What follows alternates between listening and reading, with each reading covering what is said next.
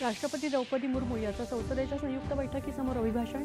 जनतेनं सरकारवर तिसऱ्यांदा विश्वास दाखवून गेल्या 10 वर्षातल्या सुशासनावर पसंतीची मोहर उमटवली. राष्ट्रपती.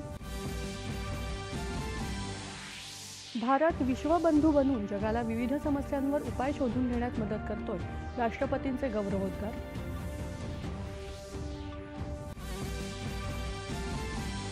सुधारणा, कामगिरी आणि परिवर्तनाच्या संकल्पानं भारताला जगातली वेगानं वाढणारी अर्थव्यवस्था बनवलंय. उपराष्ट्रपती जगदीप धनखड यांचे प्रशंसोद्गार. राज्य विधिमंडळाच्या पावसाळी अधिवेशनाचा प्रारंभ. 2023-24 साठी आर्थिक पाहणी अहवाल वित्तमंत्री अजित पवार यांनी दोन्ही सदनात केला सादर. उद्या राज्याचा अर्थसंकल्प होणार सादर. आणि T20 विश्वचषक स्पर्धेत अफगाणिस्तानला नमवून दक्षिण आफ्रिका अंतिम फेरीत दाखल. उपांत्य फेरीच्या दुसऱ्या सामन्यात आज भारत विरुद्ध इंग्लंड या लढतीची उत्कंठा.